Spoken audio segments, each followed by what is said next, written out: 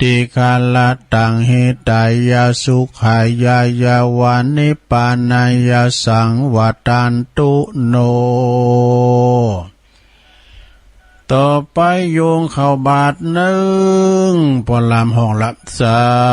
ธุโอกัสสะโอตันนาปินดีปาตังตานังนิปานาปัจจโยโหนตุโนนิจังโอตันนาปินดีปาตังตานังนิปานาปัจจโยโหนตุโนนิจังโอตันนาปินดีปาตังตานังนิปานาปัจจโยโหตุโนนิจังเอาแล้ว เอาละเนื้อปากันไปตั้งแถวเด้อหน้าโฮงโลงคูบาบุเนื้อพอลามประกาศแล้วเอาไปตั้งแถวปูแถวแหลกเทวบูตปอดจายแถวที่สองทัดมาก่อนเทวดาแม่ยิงนึการจะใส่บาตรก็ถอดเข็บถอดเกลือเพเนาะโยงเข่านะโยงเข่าลำเปิงวะข้าวของข้าพระเจ้าขาวดังดอกบัวนกยกขึ้นเหนือหัวถวายแด่พระสงฆ์จิตใจจำนงตรงต่อพระนิพพานขอให้ถึงเมืองแก้วขอให้แคล้วบ่วงมารขอให้ทันศาสนาพระศรีอานในอนาคตการโน้นเถิดแน่โยงเข่าบาดโยงเข่าเจาะใส่เก่าใส่โหเข่าของเฮาในขาวจนโลเนื้อสถาเด้อขาวอย่างดอกมะลินะเป็นวานะได้ลักได้จกของไผมาชอมาโกงมากินมาตานโดยความบริสุทธิ์ใจของเฮาแต่สุขโหมะไปใจเน้อนะใส่เข้าบาทไปละอ่อนสูขโยมเข้ารุ่นบาทถ่ายเข้าออกบาทเด้อซามูไรเข้าสารกะละมังทางเปประกบเลยคุณหลายวะเนี่ยเมื่อมาถึงในศาลาปินตีเรียบร้อยตอนนี้ไปก็ถึงสมัยการละปินมงคลแล้วเฮาจะได้จิถูกจิเตนเนอะเจิญวันนี้ได้รับเกียรติจากท่านรองนายกเปิดมาทำบุญไถ่ใส่บาตรวันศีลวันพระวันนี้โดยเจริญปอนท่านรองเนอะจิเตนปุจจาพระเกี่ยวเจ้าทั้ง3พระรัตนตรัยหมู่เฮาทั้งหลายอยู่ในอาการสงบระงับหับปากเนอจะไปอู่กันพิธีการเฮาจะเริ่มแล้วกราบเนี่ยไหว ในเมื่อว่าท่านลองจิถูกเตนปิ้นเรียบร้อยนะต่อไปปลามเอาเกณฑ์ขันศีลเอาจะได้อาราธนาศีลเอาศีลกันเนอมะยังพันเตติสาลเนนะสหปัญจศีลานิยาจามะตุติยัมปิมายังพันเตติสาลเนนะสหปัญจศีลานิยาจามะตติยัมปิมายังพันเตติสาลเนนะสหปัญจศีลานิยาจามะนะโมตัสสะภะคะวะโตอะระหะโตสัมมาสัมพุทธัสสะนะโมตัสสะภะคะวะโตอะระหะโตสัมมาสัมพุทธัสสะนะโมตัสสะภะคะวะโตอะระหะโตสัมมาสัมพุทธัสสะ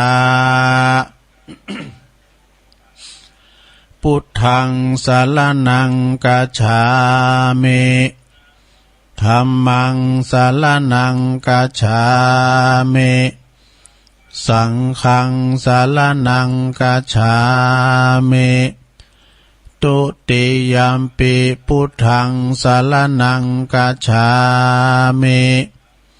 ตุติยัมปิธัมมังสรณังกัจฉามิตุติยัมปิสังฆังสรณังกัจฉามิ ตติยัมปิพุทธังสรณังกัจฉามิตติยัมปิธัมมังสรณังกัจฉามิตติยัมปิสังฆังสรณังกัจฉามิติสรณะคัมมนังนิทธิตังปานาติปาตาเวละมณีสิกขาปะตังสมาติยามิอตินนาตานาเวละมณีสิกขาปะตังสมาติยามิกามเมสุมิจฉาจาลาเวละมณีสิกขาปะตังสมาติยามิมุสาวาทาเวละมณีสิกขาปะตังสมาติยามิสุราเมรยมัชฌะปมาตฐานาเวละมณีสิกขาปะตังสมาติยามิอิมานิปัญจสิกขาปตานิสีเลนะสุขติงยันติสีเลนะโภคสัมปตาสีเลนะนิพุติงยันติตัสมาสีลังวิโสทะเยสาธุสาธุสาธุเอาจบไปสดาไหวพระหับศีลรักษาไว้ดีๆนะโลงเด้อเพื่อเสียมันหาย มังกรละหาข้อก็ได้ไปแล้วอันนี้ปันศีลปันปอนก็ได้โยงอันนี้แก้วในโลงเด้อโยงกุลโลมได้เอามือน่ะเนาะเอาให้หน่อยนะโยงกุลโลมกันเนี่ยตุลุงระว่าคนเดียวเนี่ย สาธุสาธุสาธุข้าขอยกมือ10 นิ้วขึ้นตั้งวางกิ้วไก่เกาเกษาข้าจะขอนมัสการไว้สกุลพระปิตามารดาอันว่าพระบิดากุณพระปิตา21กุณพระมารดา12กุณพระแม่โพธิ์ศพ39กุณพระพุทธเจ้า56กุณพระธรรมเจ้ามี38กุณพระสังฆเจ้า14กุณอาจารย์10กุณพระกรรมฐาน8กุณไฟ6กุณลม7กุณแม่ธรณี21กุณพระแม่คงคา12กุณอาคัลละ33กุณศีล5มี11กุณศีล8มี12กุณศีล10กุณศีล10มี21กุณจตุปริสุทธศีล27กุณอรหันตาคือมรรค4ผล4นิพพาน1กุณรวมเป็น9กุณอาสาสะปัสสาสะกุณพระวิหาร84,000 ลังกุณพระมหาเจติยเจ้า 84,000 ดวงขอผู้ข้าก็ขออาราธนากุณเจ้าทั้งหลาย เหล่านี้จงมาเป็นซอยประดับสำหรับกายอันประเสริฐเมื่อผู้ข้าทั้งหลายจักดับจิตใจจากเสียงชีวิตไปในสังขารปีใดเดือนใดวันใดยามใดคืนใดนั้นดังอันก็ดีผู้ข้าก็ขออาราธนาคุณพระเจ้าอย่างคุณเจ้าตั้งหลายจงมาเปิดประตูพระนิพพานคือเวียงแก้วแก่ผู้ข้าตั้งหลายแด่เตนิพพานาปัจจโยโหตุโนนิจังนิพพานังปาละมังสุขังเอาแล้ว กุลโลมนี่ไม่ได้เอามือละเนาะเอาไว้แล้วกุลโลงกุลโลม เอาศรัทธาญาติโยมทั้งหลายลืมไปอย่างหนึ่งลืมหยังก็ลืมตั้งสถานีวิทยุเปิ้นน่ะโอ้เจ้ารัตนาศีลเกิดว่าย้ำได้สถานีเดินในสะดุ้งยุกอ่ะ วันนี้ไผฟังฝ่ายหินนี่มันได้ยินเนอะสถานเนอะแต่คัดของอย่างใดก็บ่ฮู้นะฝ่ายหินเนี่ยนะเจ้าในตุลุงทองยังออกอยู่นะเดี๋ยวนี้ดักเซฟไหลไปที่103เนอะแดนดินถิ่นล้านนาโพดแปะปุ่นอ่ะโพดแปะปุ่นตำบลสีบบานเพิ่นได้ยินอยู่ ก็ยังเฮาไปหาเฮ็ดนะเนาะ ไปกินข้าวตามร้านอาหารจานด่วนต่างๆร้านนี้เปิ้นปิดก็ไปร้านหน้าเฮ็ดนะเนาะฉะนั้นก็ถ้าว่าไผฟังไฟหินก็มันดังแล้วก็บอกด้วยนะไหลปอกเนอะอาจจะคัดของนี่ก็ทำใจนะว่าเวลาฝนตกเนี่ยอินเทอร์เน็ตเนี่ยมันยิ่งสำคัญแล้วเลยการนี้ตัวลุงมีสตั้งแต่ซื้อมาหลายๆเอาตากแห้งไว้นะเนาะเอาตากแห้งไว้เวลามันซุกเซินไหมเอาใจได้อยู่ก้าซื้อมาหลายกิโลพอเอาตากแห้งไว้อ่านอินเทอร์เน็ตนี่นะเดี๋ยวกันเนอะอันนี้เป็นมาแล้วเตือนน้องเบี่ยวให้กำใจก้าฮัลโหลดังแล้วครับไฟหินดังแล้วก้ายังไม่ได้ปิด3ฝ่ายทั้งเลยปุถุนบุญเราขวัญเบิกกันเนี่ย ขอบคุณน้องเบลเด้อโอ้ดังแล้วเดี๋ยวตุลุงเช็คระบบก่อนตุลุงก่อนต้องออกเช็คระบบเนอะปุถุเมืองฟังมีปัญหาเช็คระบบก่อนเด้อดังแล้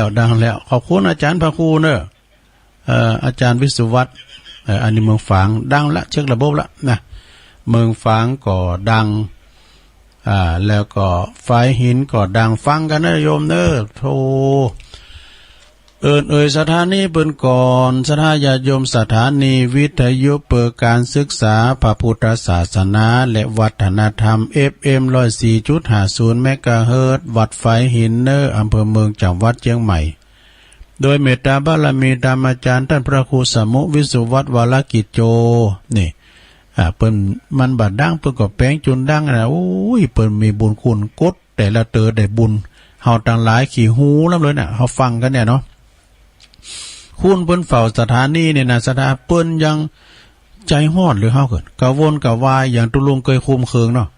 คุมเคืองสถานีบุญดอยเนี่ยเวลาเปิ้นโทรมามันดักอะโตมันดักอะเฮาก็เอาไหนก่อนได้เนาะ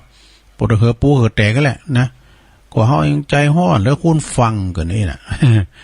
นั่นก็ขอบคุณอาจารย์พระครูสมุวิสุวัฒน์วรกิจโจเนอะเจ้าของสถานีต่อไปวิทยุคณะสงฆ์อำเภอฝางโดยเมตตาบารมีในประเดชพระคุณหลวงปู่พระครูสุจิตานุรักษ์เจ้าคณะอำเภอฝาง FM 100.25 เมกะเฮิรตซ์ตั้งอยู่ณที่วัดพระบาทอุดมนำบ่อสาวาสำนักวิปัสสนาเนอะโดยตุปีเจริญโชติธรรมโมวัดสันโค้งเปิดรีโมทเข้าไปก็เกี่ยวสัญญาณไปปิ้นตีเรียบร้อยกราบขอบคุณในเมตตาธรรมหลวงปู่ใหญ่เฮาโดยตุปีเลินด้วยเนอะ แล้วก็สถานีวิทยุแดนดินถิ่นล้านนานี่แดนดินถิ่นล้านนาก่อตั้งอยู่ที่บ้านโฮงโงตำบลน้ำบ่อโลงอำเภอสันป่าตอง 103.50 นะเพิ่นก็รับสัญญาณตั้งแต่ตี 3 จนถึง 7 โมงอันนี้นี่รับยาวเนอะรับยาวถึง 7 โมงพุ่นน่ะขอบคุณไอ้รุจิสมบัติเงาคำเนอะผู้อำนวยการเจ้าของสถานีเนาะสถานีคลื่น 106.25 อนิมนต์เสียงธรรมจากแม่แจ่มนี่โดยเมตตาบารมีธรรมอาจารย์หลวงพ่อพระครูมงคลวิสิทธิ์หลวงพ่อใหญ่เฮาเจ้าคณะอำเภอแม่แจ่มเจ้าอาวาสวัดบุพารามตำบลช่างเครื่องอำเภอเมืองอำเภอแม่แจ่มนะครับตุปีอุดรถึง2เนอะนะสุมาเนอะตุปีอุทัยมันเหมือนกันน่ะสุมาเถอะสลัมไว้แล้วเตือนครับพวกนี้ขอบคุณตุปีอุทัยคอนเนอร์เปิ่นก็เกี่ยวสัญญาณบ่ล่ะบ้านทุ่งเรดิโอในลุงดมเปิ่นจะหับเอา5 โมงถึง 7 โมงบ่เนอะ5 โมงเหมือนกันนะแต่ว่าแรงนี่เปิ้นหับตั้งแต่3 โมงถึง 4 โมงเนาะขอบคุณ 98.75 คลื่นธรรมะเพื่อชุมชนวัดห้วยตองซักตำบลโคงเป้าอำเภอจอมทอง โดยเมตตาบารมีตามอาจารย์ท่านพระครูวาปีวรมานิชเจ้าอาวาสวัดห้วยตองศักท่านชวลิตชยวังโสเปิ้นก็เกี่ยวสัญญาณไปพินตีเรียบร้อยเนาะตลอดถึงสถานที่เปิ้นฟังทางแอปทางไลน์ทางคืนทางอินเทอร์เน็ตก็ดีนะก็ขอขอบคุณทุกท่านด้วยเนาะเอาล่ะสนะญาติโยมวันนี้ตุลุงมีธรรมเตียนเนอะโดยความอนุเคราะห์จากคุณแม่บุญพินอ่ำโคตรเนี่ยเปิ้นอยู่โรงพยาบาลลานนาเนอะอันนี้ก็ฟังปิ้นประจำปิ้นจับภาพการเตดในวันนี้เนอะขอบคุณแม่บุญพินเนอะก็เดียวก็เอาปอนนะแล้วก็คุณพ่อสมศักดิ์คุณแม่วันเพ็ญนะคุณแม่จันเพ็ญก็ขาวเตี้ยจากตาจ่างตัวเนอะเปิ้นตันไปหาปออุ้ยน้อยปันแม่อุ้ยเงินนะจินาอิโดยไออเนกนี่ก็เปิ้นก็จัดการไปหือตังปอสอนชัยกวินด้วยเนาะเหล่าญาติกาวงศาถือว่าหมู่เฮาเจ้าขาตั้งหลายปิ้นเจ้าภาพรวมเหมือนกันหมดเด้อการรวมอันนี้การรวมนะเพราะว่าบัดเดี๋ยวนี้เปิ้นปล่อยจิตดวงวิญญาณจะยาคกูนะปู่ย่าตาโตเรามาก็มาหาเอาของกินของทานเนาะปิ้นเจ้าภาพลุงหลวงถึงหลายเด้อซะเด้อนะฟังธรรมก็ถึงได้ใส่กันเตดลมปิ้นหยังนะกันเตดลมฟังธรรมกันเด้ออาจารย์ไม่แน่อาจารย์เจ้านางนี่ไม่แน่อาจารย์มารัตนากรรมอาจารย์เอ้ยอาจารย์โอ้บรรณังตนอเข้ามาได้เลยครับอาจารย์มาแล้วเอาอาจารย์มุงฟังรัตนธรรมนิปานังเยนะกาลังรัมมังเยนะกาสายังปันดิโตตังโนมากังอุติสิตุงธรรมามุตตะมังปัจจังอาราธานังกาโลมาเอาละ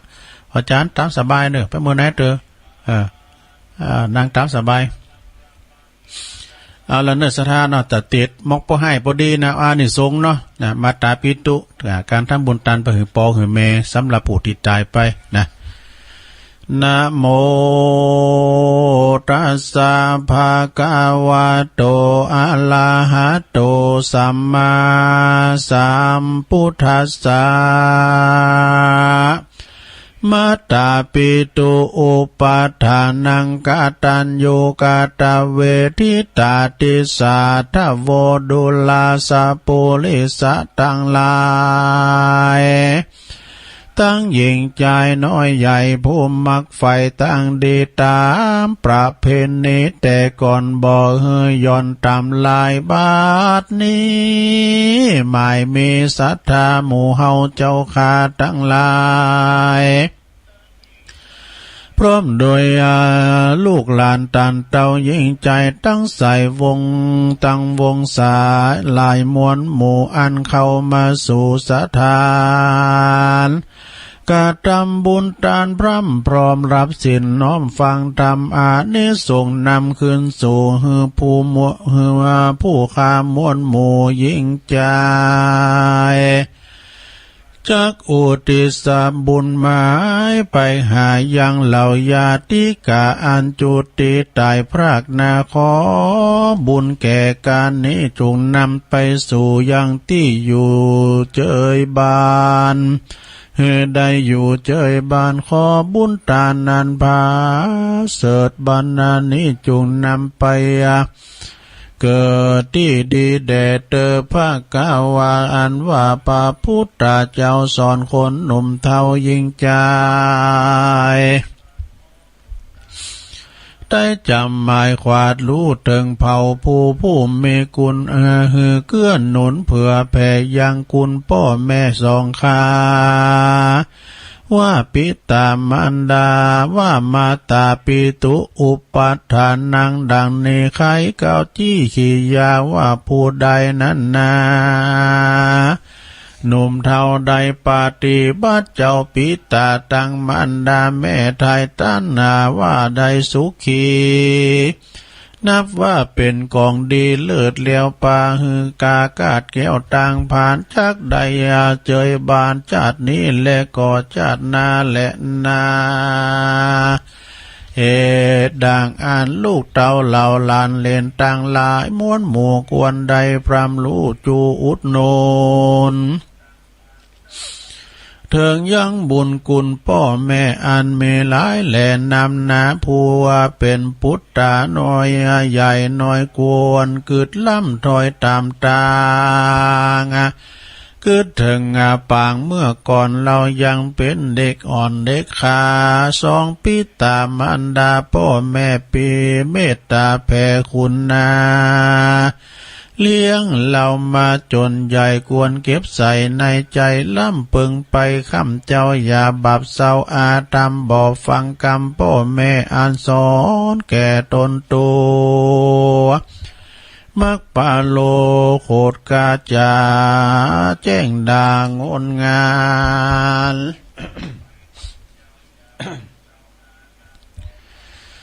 แล้วก็เป็นคนผ่านด้านดื้อด้านมักขี้ข้านนอนวันการงานมันบ่สุมักแอวอยู่ปิกมากินเป็นอาจินจะใจก็มักบาปมาไปมักบาปใบลิปองลักเขาของพ่อแม่อันบ่เว้นเว่ไปขายได้10 หายวายวอดเป็นคนใบบอดปาลาคนดังนี้นากายอย่าเป็นคนบาปกาลีการว่าตายนี่พลากนาวินชีวิตกว่าเสียตนอากุศลล้อนไม้อันตนได้กาตามมาสองขาพ่อแม่จักพากดแก่เล็งหันใดหันไปสู่ยังที่อยู่อเวจี500 ปีเป็นเขตใดตุกะเวทเวตานาแลนาส่วนอันว่ายิงใจผู้ใดนั้นลาวผู้เป็นลูกเต้าจูนหนุนลู่ยังกุลพ่อแม่อันเลี้ยงแต่ตนน้อยมาลู่ลุมลาอุปาตากบ่เฮือลำบากอันใดเฮือเป็นปัจจัยนาข้าวน้ำเสื้อผ้าพร้อมวัฏฐา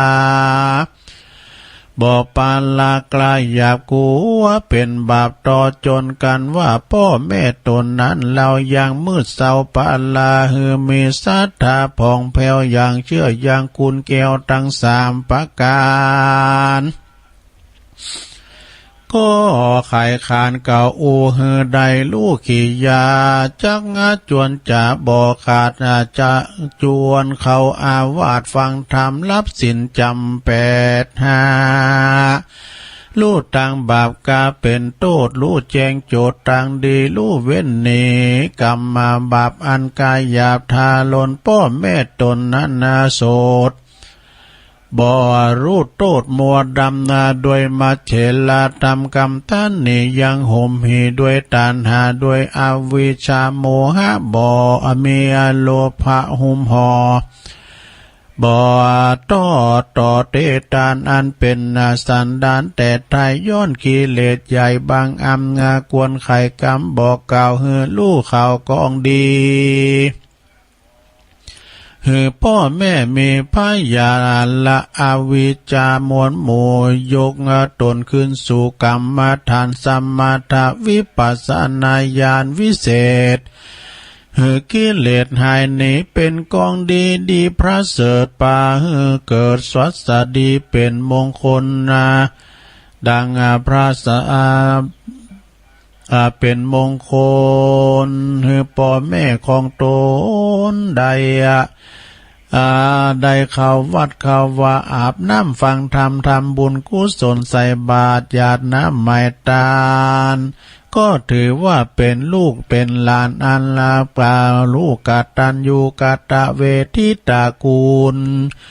ต่อบิดรบรรดานั้นแลนาก็มีด้วยประการดังเตสนามานี่แลนาเนติตังขียาอันเก่ายังทำอานิสงส์ตานาทำไปหาพ่อแม่ผู้ตายอันย่นอันย่อก็บางกลมโสมเรสเดช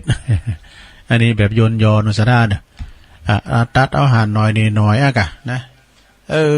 ตัวนี้ก็ว่ามันจะเตะแต่ลูกวันนี้เปิดมีเจ้าภาพแล้วเนาะ ตามปกติก็กันวันเสาร์ก็มันกิจกรรมหลายก็อู้จาป้าสายกันไปสนาเนาะอันนี้เตดเอาอันนี้ทรงเด้อขอบคุณแม่บุญพินโคตรแม่บุญพินนี่เปิ้นฟังกูรายการนะฟังแล้วก็โทรมาอันนี้นี่เก่าหลังแบบดังเดิมแต่ตั้งแต่เก่า6มาละเปิ้นฟังนะแม่บุญพินนี่โรงพยาบาลลานนาเปิ้นเป็นคนดูแลคนไข้ติเต้งเนาะอันนี้นะเปิ้นห้องว่ามันแม่หมอน้อย แม่หมอน้อยเปิ้นก็โทรมาเป็นประจำเป็นผู้ฟังโดยดีเหมือนกันหมู่เฮาเจ้าขาทั้งหลายนะขอบคุณเด้อแม่บุญพินอันนี้เป็นสะพานบุญโดย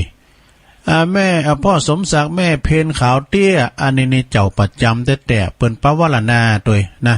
ถ้าเทศทำหมดใดก็จะไปลืมเด้อตะลุงเด้อเหมือนเดิมไม่นะเปิ้นอยู่พุ่นน่ะตาจ้างบ้านไอ้ขจรพอใจพุ่นน่ะ ตาจ้างนะตาจ้างเวงน้องหลองบ่กะนะแม่เพนนี่เปิ้นเป็นคนสู้ชีวิตนะสดาญาติโยมนะแล้วเปิ้นก็ทำบุญตามอุทิศแผ่กุศลน้ำบุญอันนี้ติดตามไปหาจิตตะดวงวิญญาณของปออุ้ยน้อยปันแม่อุ้ยเงินจีนาอิแล้วก็เหล่าญาติกาวงศาเปิ้นโดยถ้าเปิ้นขึ้นมาได้กินบ่ดอกเด้อแล้วก็อายอเนก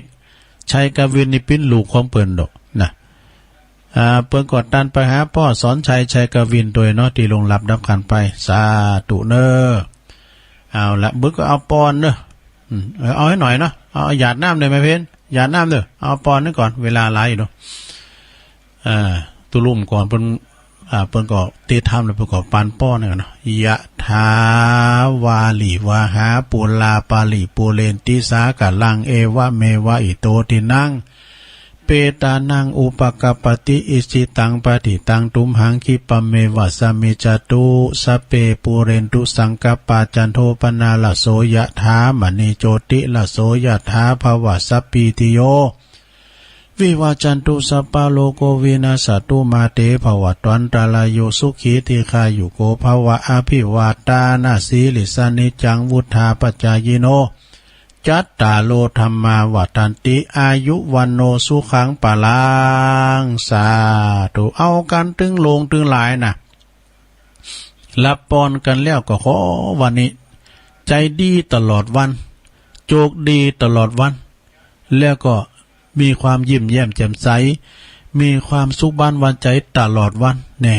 สิ่งที่อันเป็นมาลามนทินจะมาเผาพานถึงบ่ได้เพราะว่าเฮาได้ไหวพระรับศีลแล้วก็ฟังธรรมแล้วก็เอาปอนไปพิธีเรียบร้อยเน้อมีโจกมีใจในโลงเน้อติ่มอกติ่มใจแล้วบ่ตอนนี้ไปสดาญาติโยมกอดตุลุงกอดจะอ้อนี่มาวาแถมเกินเนาะสดานะเอาว่าไปอันใดเกินก็เดียวเอานี่มาวาแถมกำหนึ่งเกินวันนี้นี่ก็สถาเป็นวันเสาร์เนอะสถาเนอะสุกเอาเราเสาร์เอาหน่วยกะเกมไว้แล้วเนาะวันนี้ก็เป็นวันศีลนี่ปุ่นกันเนอะสถาเนอะ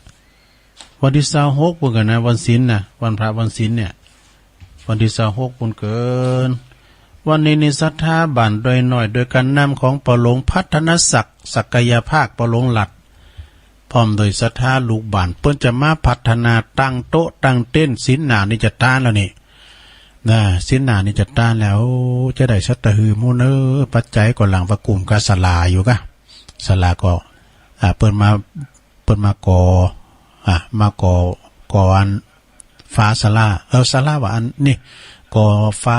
กุฏิเพิ่นน่ะกุฏิหลวงพ่อน่ะกะโอ้กันไผมันขึ้นสร้างนี่มันฮู้น่ะซะดาเนาะก็เอามาเอาย่อหน่อยเด้อได้หมื่นปลายรู้ดูโอ้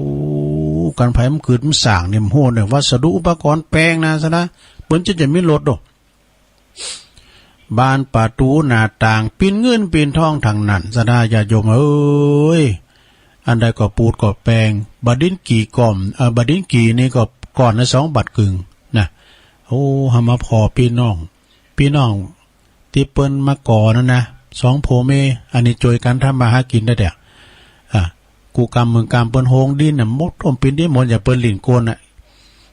เปิ้นโผบ่อยู่ตั้งลุมเมบ่อยู่ตั้งบุญโห คนที่เขาว่าจะโจยเปอะโจยหาบก็แล้วโอ้เป็นว่าเปิ้นเน็ตเลยเฮาก็เนี่ยโผเปิ้นเอายืนจะเอายืนกับมือหนาวโหงขึ้นเลยโหงขึ้นเลยเมย์เปิ้นก็ครับก็โหงขึ้นต่อไปเอากองกุนงอนน่ะบุญน่ะเจนบุญน่ะอันนี้ในมือสีแต่ๆกันพี่น้องไต้กันนะพี่น้องไต้กันนะมาถึงวันว่านี่ย่างวันไปเจียงไฮ้วันนี้จะมาทำแล้วโอ้เมย์เปิ้นตัวใหญ่เนอะโอ้เมย์เปิ้นอู่ใดเนอะในโพมันนี่เท่โกเมเนี่ยสุมาเนี่ยพอเปิ้นมือในออกมุ้ยนะเปิ้นปอกไก่อู่โพเปิ้นน่ะตัวน้อยเนี่ยเนาะโอ้เมย์เปิ้นตัวใหญ่ถามว่าลูกมีก็ลูกมีคนเปิ้นเห็นหนังสืออยู่เนาะอยู่สำหรับปีเนี่ยพี่น้องไต้วันนี้ก็จะมาพัฒนานะเปิ้นจะแป้งโต๊ะแป้งเต้นก่อนวันที่26นี่ก็จะต้านละนะเดือน12ออก8คำสินหน้านี่แหละพอดีก็ขึ้นมีโหวัดเนาะโหวัด40กวยตานนะตึงหลับปูนเชียงใหม่2ฝั่งปิง ตุนพาตุนนะกะตามเวลาโอกาสเนาะเดือน12บ่ถึงตานกูปีเนาะต่อไปเอาอันนี้มาว่าดำเกินแหน่กรรมบะเก่าชีวิตจะเจริญรุ่งเรืองอยู่อย่างเป็นสุขถ้าหากว่าเฮามีหมู่นี้นะมีธรรมหมู่นี้เนาะทำให้มากก็คือทำคุณงามความดีนะทำคุณงามความดีไปโดยสดาญาติโยมทั้งหลายตุลุงลุกมาเมื่อเจ้าตุลุงก็ถือว่าธรรมะคือหน้าที่ตุลุงก็จะมาทำคุณงามความดีตุลุงมาดีนะตุลุงก็มาดีไผจะลุกมาฟังก็ตามบ้าลุกมาฟังก็ตามก็แล้วแต่ไผแต่มันเนาะเปิ้นรับไหลอยู่ในห้วงแห่งความนิทราก่อนปิญญังนะตุลุงก็มาทำหน้าที่ของตุลุงไปตามที่ได้รับมอบหมายทางผอ.เฮานะตุลุงมันลูกเจ้าก็เอานะตุลุงก็ยินดีมีใจหักใจโหมคูนขว้า แต่ป้องลินป้องก็ว่ากันไปแล้วก็ทำคุณงามความดีคือนักนะโยมเนอการทำคุณงามความดีเนี่ยมันจะว่าทำกติวัดนะที่บ้านที่จองเขาก็ทำได้เฮามีปอมีแม่พอก้อยดูแลปอแม่นะอุปถัมภ์อุปถากเปิ้นนะเปิ้นว่าหยังก็จังเปิ้นเปิ้นว่าพิษเฮาก็ถือว่าเปิ้นถูกเอ้นะจะไปทิ้งแต่ไปทิ้งปอทิ้งแม่ไปทิ้งกำตกฝากนำดีเนาะ ทำคุณงามความดีไม่มีขายถ้าใครอยากได้ต้องทำเองนะสดามีให้มากก็คือมีน้ำจิตน้ำใจนะน้ำบ่อน้ำคลองยังเป็นรองน้ำใจน้ำใจนี่นะสดาญาโยมทั้งหลายโตถ้ามีตีผู้ใดตีน้ำใจใสงาม เปิ้นมีการไม่งานก็ช่วยเหลือเฟื่อฟ้ายเปิ้นน่ะสมมุติว่าเปิ้นตกตุกได้ยากน้ำท่วมน้ำทุน้ำถากมันจะได้ยินไอพ่นนะไอพ่นอยู่น้องอ้อนบุญน่ะแม่อ้อนเนาะ อยู่แม่อ้อนเปิ้นบอกว่าโอ้พี่น้องตั้งป่าเมงนี่ก็ตั้งใดตั้งแม่กำปองปุ่นน่ะดินสไลด์ที่ว่าสถานร้านกาแฟหยังก็โดนเหมือนกันน่ะตุลุงก็พูดนี่ไอพ่นเปิ้นโทรมาก่อนเขารายการโอ้แสดงความเสียดายอินดูเปิ้นเด้อเนอะแม่กำปองเนี่ยตุลุงเคยไปแล้วสดาญาโยมทั้งหลายตอนนั้นเนี่ยโอ้มึนนะแกกะมึนน่ะเปิ้นมีงานนะเปิ้นจะมีงานน่ะไปแอวได้เนี่ยกะ ตอนนั้นตุลุงก็ ไปกับอาจารย์พระครูวิรุณสุตตการเจ้าคณะตำบลนครเจดีย์นะวัดหนองสมณธาดาตุนานไปเฮาไปแอวป่าเมงบ้าไอ้เนี่ยใครหันขอเมงไอ้เนี่ยไปก็ไปเฮาวางบ่ได้เนาะไปโดยเปิ้นก็ท่านพระอาจารย์ท่านพระมหาอัมพรจุตินทโรด็อกเตอร์เปิ้นเป็นเจ้าวาดวัดสันขยอมเนาะสันขยอมพี่นะสันปัดตองเพ่เนาะปากันไปกะโอ้ยอาจารย์เก้าเมงมันจะฮื้อไปฮะกอดติดตุนนานกำมารอเผื่อว่าเก้าเมงอย่างเก้าซาน่ะนะสดาเนาะป่าเมงดอยสะเก็ดป่าเมงตะปุนแม่กำปองนะปุตโตอากาศดีมันเป็นป่าเป็นเขานะสดาต่างมันป้อใหญ่นะกะเฮาเคยไปตานดูสดาเนาะปีนั้นเฮาไปตานดูไปตานดังป่าเมงพุ่นน่ะตานเตน่ะเนาะอุดมสมบูรณ์ดีเนอตำปุนนะอากาศเย็นเพราะมันเป็นดอยหรอกให้มีมากก็คือให้มีน้ำใจนะให้มีมากให้มากก็ให้อภัยเนี่ยนะศรัทธาญาโยมทั้งหลายอภัยเนี่ยนะไผ ว่าไผดุไผด่าเฮาหยังเฮาขับแค้นเฮาไว้เวรนี่น่ะอภัยมาเนี่ยจำมันเตอนี่น่ะปวดหูมาถึงการหืออภัยนี่อภัยทานเนี่ยนะมันดึงดีแล้วเปิดหมดอ่ะนะคนพังพองเนี่ยมันแค้นกันดูเนาะสถานเนาะ มันมีความขับแค้นมีความแค้นใจกันมันดึงอยู่ในใจน่ะไอ้น่ะอยู่ในใจเสมอก่อนหมายความว่า หืออภัยเนาะจังมันเตอน่ะมาดึงแป้ห่อแป้มานหมดอ่ะคุณเฮานี่มันโขดมันเกตปฏิจใจกำอู่กำจ้าไผอย่าวางไผนี่มาเจ็บใจลำเลยนะปรุงว่างให้มันก็จะดีใจจะเป็นอภัยไปเนาะอภัยทานไปเลยนะแล้วก็ลืมให้ได้คือลืมความแค้นนี่อภัยกับความแค้นเนี่ยมันก็เป็นกูกันนะการเฮาแค้นอยู่อภัยหนีไปละการเฮาเอาอภัยมาความแค้นหายไปจะมันเตอะนะจะไปแค้นเนาะอันนี้มันเป็นกูกันอย่างบาปกับบุญนั่นเนาะ การบุญมาหนักด้วยกับบาปก็หายหนีจำหือแมนก็คือจำบุญคุณคนเนี่ยไผเคยทำบุญคุณคนเฮาไผเคยดีกับเฮาจะไปลุบหลู่บุญคุณเนอะโดยเฉพาะพ่อแม่นะเฮามาอยู่บ้านหลังแรกไปอยู่ที่ไหนอุทธรของแม่นะปฏิสนธิอยู่ในตองแม่นั่นแล้วบ้านหลังแรกอันนั้นบ้านหลังแรกก็คือตองแม่เนี่ยเปิ้นจะกินหยังก็โกมันเผ็ดโกมันเป็นอันตรายลุ่มหายใจเฮาตัวสะทาเนี่ยลุ่มหายใจเฮาตัวเพราะหยังก็ลองแม้มสู่ใจหรอลูกมันไปอยู่ได้นะเนี่ยเพราะว่ากันว่าม่านลูกนะคุณถ่อมเก่าประมาณนะจะไปแอลบอลจะไปแอลของผู้ลินไฮโลมาทับอยู่ในตองพอนะมันจะติดว่ะเนี่ยมันจะติดว่าอันม่านก็เนี่ยไปวัดไปว่ามันจะหูวัดหูว่านะเนาะลูกไม้หลดไม้ไกลต้นนะประมาณเนาะเนี่ยสดาญาโยมมาบั่นหลังแหลกก็คือตองแม่เขาเนี่ยเกิดออกมาเราเกิดออกมาเป็นบ้านที่สองก็คือโลกเขาเนี่ยโลกกว้างๆนี่ก็เป็นบ้านที่สองเขานะศึกษาเดินโลกนี้คือละครแรงว่าตุลุงเปิดเพลงครูเพลงลูกกรุงสุเทพวงศ์คำแหงนะโลกนี้คือละครมันเลยคือละครนะสดาญาโยมต่างหลายเฮาหมู่เฮาต่างหลายเป็นตัวละครตึงโมนะพองก็แสดงเป็นตัวละครเฮาไปพอละครก้าพออีกเก้พอละครย้อนมาพอตัวเก่าเฮาก็คือเป็นตัวละครสถาบางพองก็แสดงเป็นปอบางพองก็แสดงเป็นแม่บางพองก็แสดงเป็นลูกเป็นหลานบางพองก็แสดงเป็นตู่เจ้า เป็นปู่จานนี่กันเนาะมันมีโดดตัวละครเนี่ยอันนี้ละครชีวิตสุดชีวิตเนอะสดาปิดฉากละครก็คือความตายนี่อันนี้เป็นโลกที่สองนะ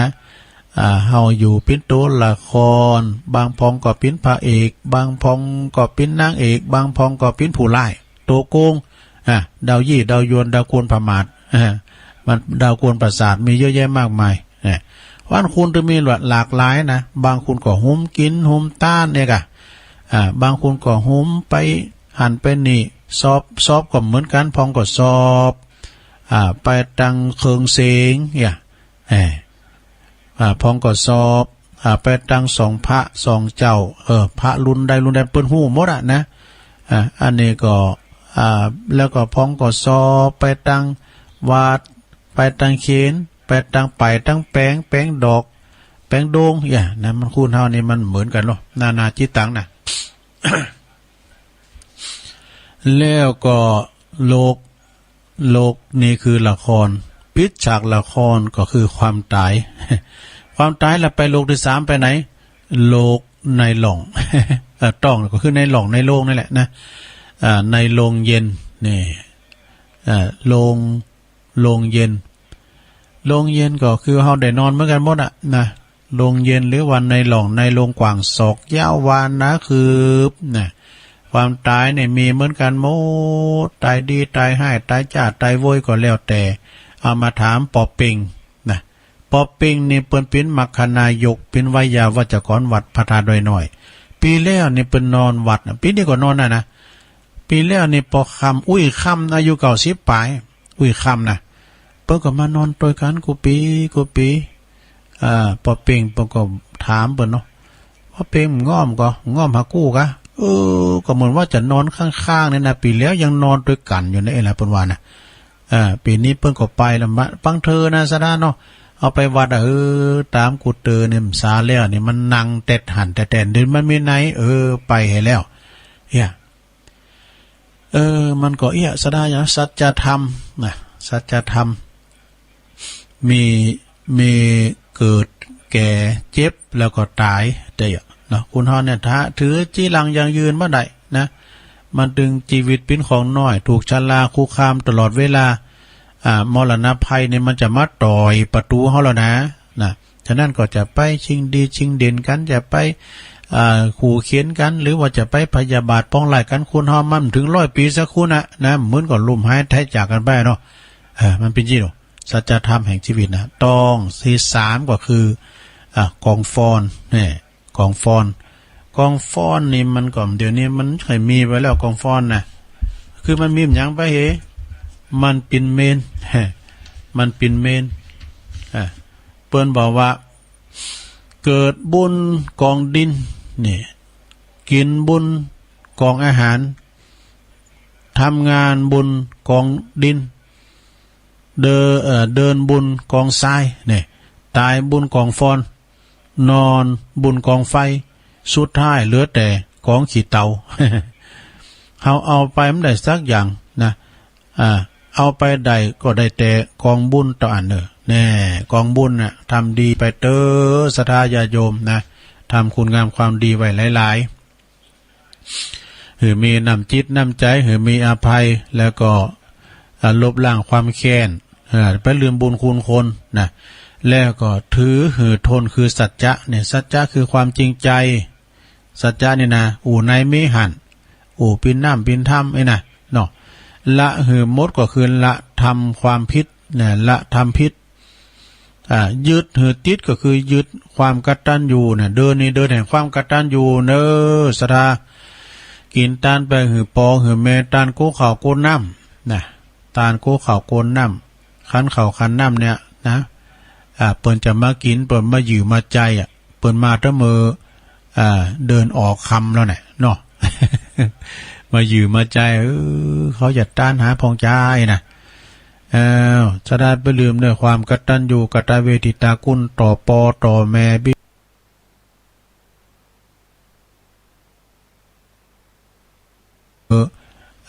เดินออกคำแล้วเนี่ยเนาะ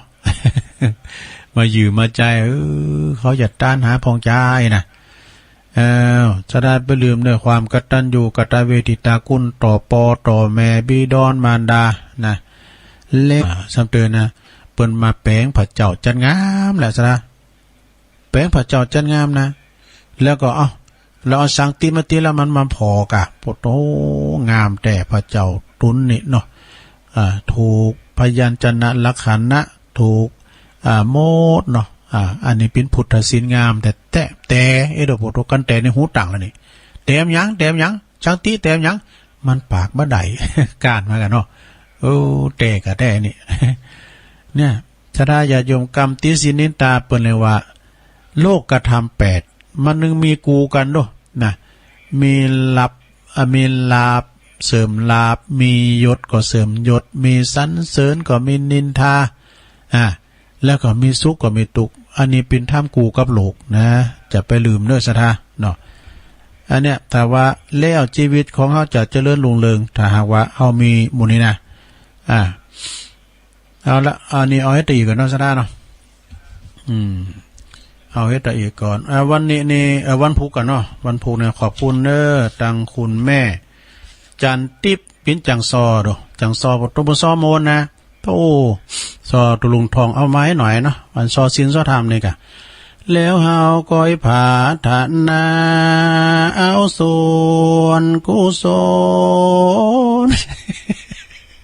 เอานี่เอาแต่นะซะได้เนาะไปนะ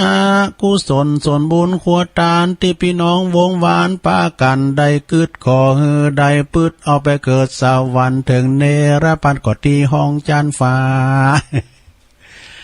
ปัจจุบันบุญกินบุญตานก็มาเป็นปัจจัยเหมือนแว่นใส่สองหน้าพี่น้องมีลูกเอ้ยลูกล่าก็ขอเฮ้ยอยู่ทอยฟังกามเนี่ยจะเป็นพ่อกาจะเป็นแม่กาเป็นเจ้าสวนเจ้านาเป็นข้าราชการขอให้ร่ำรวยเงินคำเหมือนกันตึงหนุ่มตึงเท่า ขอให้สมดังกรรมที่เปิ้นซอเหมือนเจ้าโดยหล่อเขาว่า อันนี้เป็นทับเป็นเป็นซอตุลุงทองเนออันนี้นะตุลุงอุ้มได้หรอตั้งไปว่าอันนี้ผมเคยว่านะชักเตือนนำมาว่าที่นี่พี่เตือนที่หาละแม่จันติบนี่เปิ้นแม่จันติบนี่แสงทองเปิ้นปิ้นจังซอฮับงานอยู่เนอเหมือนกับแม่ครูแสงเขานี่ก็ดีเปิ้นฮับลูกศิษย์ลูกหาน่ะไผจะไปฝึกซอไปติดต่อทีมแม่ครูซอประภัยสุริยมนหรือว่าแม่แสงแม่แสงแม่ขานน่ะแม่แสงแม่ขานประภัยสุริยมนมีลูกศิษย์ลูกหาก็เอาไปถ้าว่าซอจางนะบทงานนึงเขาตลอดเนองานซอเนี่ยมันจะว่ามีหลายดูจังซอมจะมีหลายเหมือนนังรองนะซะนะตรงใจหัวเพลงเนี่ยมันยังแต่งแล้วนะซอเนี่ยมันอยู่ในหัวหมดอ่ะซะนะเก้าไม้เก้าเดียวบนซอห้ำได้วันคำนี่ฉะนั้นเมจันติบแสงทองเปิ้นอยู่ตาวังตาลสลับปีวันเสาร์สามผู้กับเปิ้นจะไปตาลหลายตีเนอเปิ้นจะตาลแต่ในเมืองเปิ้นมานะตานตั้งแต่ตาใหม่อีกำหนังกาโพดมาจังหวัดศาลาตำบลน้ำแพโพดมาที่วัดอาจารย์ธรรมครูอภิวัฒนวิกรมปากตั้งเจริญโพดมาจังหวัดมอญฤาษีขึ้นมาที่วัดพาตาโดยหน่อยตีสุดท้ายก็ลูกหลานครูหอมก็หมูนี่ มันพุกนะขอบคุณแม่จันติบเนอะแล้วก็แม่ยังแอมคุณนึงนะเปิ้นว่าจะมาอยู่อำเภอสระปีเหมือนกันนะตามแม่เหียเนี่ยนะก็ลุงก็จดเบอร์โทรไว้เหมือนกันนะฉะนั้นก็ธรรมะก็มาได้โอ้ไวสาปรมีพระมหาเทระเอาเนาะตุนเถ่าตุนแก่ก็มีนักมีหลายบ่ว่าจะปีนทั้งสายบ้านหงนี่ไม่หลายตุนเนอะครูบาอาจารย์อายุ90นะ90ปลาย80ปลายมีเนอะอย่างเมตตาบารมีตามหลวงปู่ท่านพระครูวรปัญโยภาสครูบาเจ้าทรงเมืองนี่นะ90ปลายแล้วนะเนี่ยวัดโมงโตนนะโอ้อันนี้เป็นมหาเทระแห่งอำเภอบ้านหงเฮาเด้อแต่เปิ้นเตี้ยวใดไปปีนสวดมนต์ยังมีศีลจำที่ตุลุงไปไหวเปิ้นประจำนะโดยมีเมตตาบารมีตามอาจารย์พระครูวิบูลย์เจติยาธรเจ้าคณะอำเภอบ้านหงเปิ้นพอค่อยดูแลตลอดนะแล้วก็ที่ลืมมาได้แถมเนาะท่านพระครูสุนทรจันทคุณหรือว่าครูบาไผจิตวัดป่ายย่างเนอะอันนี้ก็บ้านหงเหมือนกันนะตำบลเหล่ายาวตีปรึกษาเจ้าคณะตำบลเหล่ายาวเนี่ยครูบาไผจิตเนี่ยโอ้เปิ้นอุ่มมนเจ้าหวานอุ่นน้อมมีกำให้กำฮ้อนหยังไผนะเปิ้นเป็นสหธรรมเดียวกันเสี่ยวเดียวเด้อเนาะกับครูบาสันบะโกนะครูบาสันบะโกเสี่ยวเดียวกันแล้วก็มาทางพี่ก็มีครูบาเสาค่ำเนอะครูบาเสาค่ำลูกศิษย์ของครูบาครูบาวัดศรีเตียนะครูบาอันนี้ก็ท่านพระครูกัลยาณธรรมนิวิตนะครูบาเจ้าเสาค่ำเนี่ยโอ้อันนี้ก็ปาละมีแหงเนอะเปิ้นก็เป็นเจ้าคณะตำบลโดยศรีเตียเจ้าวัดหลวงศรีเตียตัวถ้ามาทางสายตำต้องก็มีเมตตาบารมีธรรมหลวงปู่ครูบาท่านพระครูสุนทรพรหมคุณอันนี้ก็ตีปรึกษาเจ้าคณะอำเภอจอมตองวัดน้ำตกแม่กลางเนี่ยตุลุงไปสุมาปิ้นประจำกุปินะไปสุมากุปิวัดน้ำตกแม่กลางนะแล้วก็เมตตาบารมีธรรมหลวงปู่หลวงพ่อครูบาท่านพระครูอินทยานรังสีครูบามาวัดพุทธนิมิตรนะอันนี้ก็เจ้าคณะอำเภอกิติมศักดิ์ทางสายปัสสร้างก็มีท่านพระครูกิติยานพิสิทธิ์ตุนาเขานะวัดกับตองไหดุงเนี่ยนะตุนาเกิด84อย่างแล้วนะเนี่ยอันนี้ครูบาอาจารย์พระมหาเถระเขานะพอก้อยดีแลเปิ้นดีๆเนอทำเตเปิ้นอาพาธไม่ได้ไปไหนเปิ้นก็อยู่กับวัดกับว่าไผจะไปไหวสาบารมีเปิ้นก็ไปนะเก่าสารนั้นบุญกันเนอะโยมเนอะโทรโยมก็โทรมาติ๊กๆเดี๋ยวเกินตัวลุง ประกาศข่าวสารงานบุญให้ครูบาอาจารย์กันเด้อแซมเตอร์ก็อันลืมประกาศชื่อเจ้าภาพเพิ่นก็มี ประกาศข่าวสารงานบุญก่อนเนาะศรัทธาญาติโยมทั้งหลายวันที่27เด้อ27สิงหานี่นะศรัทธาญาติโยมเปิ้นก็จะมีธรรมสัญจรบวรเคลื่อนที่ของคณะสงฆ์ตำบลศรีบัวบานอำเภอเมืองจังหวัดลำพูนณที่วัดเสาหินเด้อตำบลศรีบัวบานได้รับเมตตาองค์เถิดจากพระเดชพระคุณท่านเจ้าคุณพระเทพรัตนนายกเจ้าคณะจังหวัดลำพูนวัดพระธาตุริพูนใจวรมหาวิหารเด้อเปิ้นจะได้มาแสดงธรรมช่วงตอนเจ้าเวลา9 โมงเป็นต้นไปนะประสงค์พิธีเปิ้นก็จะมีการเจริญพระพุทธมนต์สืบชะตาอายุวัฒนมงคล70 ปีของหลวงพ่อท่านพระครูท่านพระอธิการบุญส่งนะโสภณจิตโตแฮปปี้เบิร์ธเดย์เปิ้นตัวตอน9 โมงปลายนะเปิ้นก็จะไปสืบชะตานะสืบชะตาหลวงก็ไปกันเด้อซะดาเด้อไปจะไปรับปินจะภาพโฮงตาลก็ดีจะไปหับสังฆทาน19 ชุดละ 1,500 บาทยังขาดไปหลายชุดเด้อซะดาเด้อติดต่อได้ที่ตุปีเอกพลตุปีเจนก็ได้ซึ่งเป็นเลขาหลวงพ่อเฮาเป็นวัดของตุปีเจนที่แรกตุลุงก็ว่าตุปีเอกพลนี่เป็นเจ้าอาวาสว่ะฮู้นี่ เปิ้นเคยมาวัดพระธาตุโดยน้อยนะ2 เดือนแล้วนะตุลุงส่งเปิ้นก็มาตุปีเอกพลเปิ้นก็มาวัดพระธาตุโดยน้อยแม่ทองคำที่วงคำนี่มา 2-3 เดือนนะอันนี้พูดนำบุญหรอกอันนั้นก็เจิญเด้อปากันไปรวมมุทิตาจิต27 สิงหาเด้อ27 สิงหาที่วัดเสาหินตำบลศรีบัวบานเนาะอันนี้ข่าวงานโทรไปเด้อสรา23 สิงหาวันพุธนี่เด้อต่างวันพุธนี่หลายวันน่ะสังฆทานดีไร่บวกบงตำบลดอยหล่ออำเภอดอยหล่อเด้อแล้ว23เหมือนกันถวายสังฆทานที่วัดพระธาตุดอยหล่ออำเภอดอยหล่อ23 สิงหาเหมือนกันถวายสังฆทานที่วัดหนองผาขาวตำบลน้ำดิบอำเภอป่าซาง26 สิงหาถวายสังฆทานที่วัดทุ่งท้อตำบลสองแควอำเภอดอยหล่อ6 กันยา63นี่6 กันยานี่ก็ถวายสังฆทานที่วัดหลังถ้ำอำเภอดอยหล่อ13 กันยาสลักพัฒทหารวัดโหโขงเน้อวัดโหโขงก็ตั้งปีนานสุทัศน์ทิพูน สอทอเฮาปอดจานเฮาเนาะ13 กันยาเหมือนกันตานตุ่นเงินที่วัดโบสถ์น้ำดิบเน้อตำบลน้ำดิบอำเภอป่าซางท่านพระครูปลัดธนงชัยยาพาลโน22 สิงหาก็ถวายตานสังฆทานที่วัดใหม่ป่าฝางตำบลน้ำดิบอำเภอป่าซางเน้อ30 สิงหาก็ถวายสังฆทานที่วัดพระธาตุโค้งขาวตำบลสองแควอำเภอดอยหล่อเน้อวัดหลวงพ่อใหญ่เฮา6 กันยาถวายสังฆทานที่วัดดงนิมิตรนำดิบน้อยนะดงนิมิตรนำดิบน้อยเพิ่นแปลงวิหารเน้อหลังงามนะ3 กันยาก็ที่วัดฟ้าหลังถวายสังฆทานเน้อที่วัดฟ้าหลังแล้วก็26 สิงหานี่ก็ที่วัดพระธาตุดอยน้อยนะสินหน้านี่นะวันนี้จะได้พัฒนาแปลงโตแปลงเต้นต่างโตต่างเต้นกันพัฒนาวัด26 สิงหาก็ถวายสังฆทานที่วัดวังขำป้อม26 สิงหาเด้อวัดวังขำป้อมอำเภอดอยหล่อ12 กันยานี่ก็วัดเหล่าเป่าเด้อถวายสังฆทานเหมือนกันวัดเหล่าเป่าก็อำเภอดอยหล่อ2 กันยานี่เป็นวันเดือน12 ปีนะ2 กันยานะถวายสังฆทานที่วัดอรัญญาวาสดงป่าหวายเหมือนวัดหอยอ่อด้วยว่าเพิ่นมากำนาตอนตุลุงจัดรายการหันรถตู่เพิ่นมานะ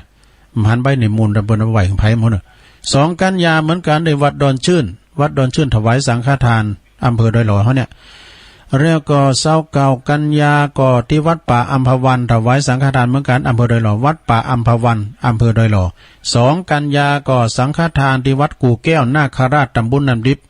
เวลาตามสะดวกนะ2 กันยาที่วัดกู่แก้วนาคราชตำบลน้ำดิบ5 กันยาถวายสังฆทานที่วัดพรหมมงคลทั้งตาหล่อวัดพรหมมงคลตาหล่อเนอะตำบลดอยหล่ออำเภอหล่อนะ2 กันยา12 ปีก็ถวายสังฆทานที่วัดสิริมังคลาจารย์วัดสิริมังคลาจารย์ก็อำเภอดอยหล่อเฮานี่แหละ2 กันยา12 ปีเหมือนกันสลักพัฒทหารที่วัดเหล่ายาวใต้วัดเหล่ายาวใต้อำเภอบ้านโฮงเนอะ12 กันยาก็ธรรมสัญจรที่วัดพระบาทอุดมแจกของตัวเนอวิทยุตัว12 กันยาไปประมาทเวลามันโวยจำเดียวก็ถึงละ 19 กันยาถวายฉลองตราตั้งเจ้าอาวาสที่วัดป่าสร้างหน่อยวัดป่าสร้างหน่อยตำบลบ้านแป้นอำเภอเมืองจังหวัดลำพูนเปิ้นจะมีการฉลองตราตั้งเจ้าอาวาสเนาะตุปินกเนี่ยวันที่19 กันยาเนอะแข่งกองโลงตัวแข่งกองโลงล้านนาตัวนะและวันที่20 กันยาเปิ้นจะมีการยกยอดชัดแล้วก็ยกยอดชัดในยอดชัดพระธาตุเจดีย์นะพระธาตุเจ้าเจดีย์แล้วก็ยกจอฟ้าจอเอกของอุโบสถด้วยที่วัดวังดินตำบลของเป้าอำเภอจอมทองเนอะก็ไปกินไปตานกันเพราะว่างานนี้ก็ท่านพระอธิการลุ่งโลดประภัสโลเจ้าอาวาสตุปีแดงตุปีแก้วเขานะแล้วก็มีเมตตาบารมีธรรมท่านเจ้าคณะตำบลเนาะพระครูวิมลจันทรังสีวัดคำแมดโขงเป้าเขาเนี่ยเปิ้นก็ไปเป็นประธานตัวเนาะคุณแม่จันฟองคุณเชิดพงศ์คุณนงลักษ์กิ่วแก้วอันนี้เป็นเจ้าภาพใหญ่เนอะเป็นเจ้าภาพใหญ่ก็ไปกันหลายๆเนอะวันที่20 กันยานะเปิ้นจะมีการยกยอดชัดพระธาตุเจดีย์แล้วก็ยกจอฟ้าอุโบสถเปิ้นงามแหละนะแล้วก็ปลงบัญชาใจพยักเนาะโหเสียดายอย่างตัวลุงจะใครมางามลำงามเหลือที่หน้าวัดที่เปิ้นปลูกเลาะกำแพงตุปิโลด1 2 3 กันยาก็เจิญโลมทำบุญลอยพระอุปคุตเนอประจำปีถึง3 อำเภอฝังไม่อายใจประการเมตตาบารมีธรรมหลวงปู่พระครูวิธานธรรมโสพลเจ้าคณะอำเภอแม่อายเจ้าอาวาสวัดแม่อายหลวงเนอะกลางค่ำกลางคืนก็ไปฟังเทศน์อานิสงส์พระอุปคุตกลางวันที่3เนี่ยจะลอยพระที่วัดแม่อายหลวงเนอะ1 2 3 กันยา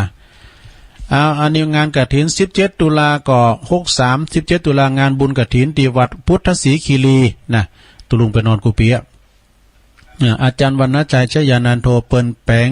พระธาตุเจดีย์เนี่ย17 กันยา17 ตุลานะออก3มื้อน่ะ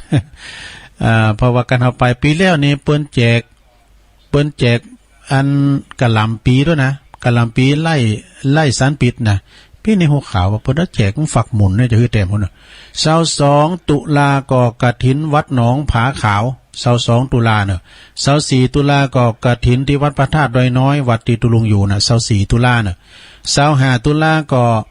วัดม่อนห้วยแก้ววัดม่อนห้วยแก้วนี่ก็เพิ่นจะมีการบรรจุหัวใจพระประธานโดยเด้อ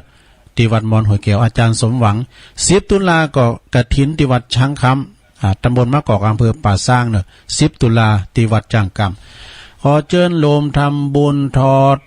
วังศิลาฤกษ์นะแล้วก็พระธาตุเจดีย์แล้วก็ทอดกฐินสามัคคีโดยสมทบทุนในการสร้างพระธาตุเจดีย์เนอะที่วัดโพธิมงคลบ้านน้ำเพอพระตำบลบ้านหงอำเภอบ้านหงเนอะในวันติด25 ตุลาคมเวลา9:39เนอะท่านพระครูโพธิพัทราวุฒินะไก่มาก็อ่านรายละเอียดกำนะวัดโพธิมงคลก็บ้านน้ำเพอพระเนอะขอเชิญรวมทำบุญฉลองอายุวัฒนมงคล56 ปีงานธรรมสัญจรบวรเคลื่อนที่โดยตีหน่วยของคณะสงฆ์หน่วยอบรมประชาชนประจำตำบลมะกอกหน้าที่วัดช้างคำวัดจ้างกำวันจันทร์ที่31 สิงหาเนอะโอ้วันสิ้นเดือนพอดีนะวันจันทร์ที่31 สิงหาคมนะเปิ้นจะมีธรรมสัญจรกลางค่ำกลางคืนแล้วก็เวลา9:39นี้เปิ้นก็จะมีพิธีเจริญพระพุทธมนต์สืบจัตตาหลงท่านพระมหาประสิทธิ์ตัวเนอะเปิ้นจะสืบจัตตาหลงแล้วก็11 โมงก็ถวายภัตตาหารเพล16 นาฬิกาเนาะตอนแรงประสงค์พิธีชุดที่2ก็จะมีการสวดพุทธมนต์มาติการับทักษิณานุปทานเนาะตอนแรงนี่ก็ตุเจ้าหลายพองแล้วก็19 นาฬิกาเปิดงานธรรมสัญจร2 ทุ่มเป็นต้นไปฟังธรรมบรรยายโดยท่านพระครูสิริปริตยานุศาสตร์ดร.มหาดวงจันทร์เนอะเปิ้นจะมาเป็นองค์เทศแล้วก็เปิ้นจะมีลมบุญโดยการพระจะเป็นจะพาผ่าป่าปั้นกองไหนก็มันมีกองผิดกองพลอยกองเงินกองค้ำอย่างตัวนะ29 50 90 เลิกเอานะแล้วก็พระจะปิ้นจะพาโรงทานก๋วยเตี๋ยว1 ปันถ้วยพร้อมลูกจีนมันจะมีเหมือนกันเนาะลูกจีนก็มีก็ก๋วยเตี๋ยวเนอะปันถ้วยแล้วก็โฮงตาลน้ำดื่มทำปั้นโขดก็หรือว่าออกโฮงตาลก็ เจิญกันได้เนอะนะติดต่อได้ที่เบอร์โทรศัพท์วัดจ้างกรรม0861875325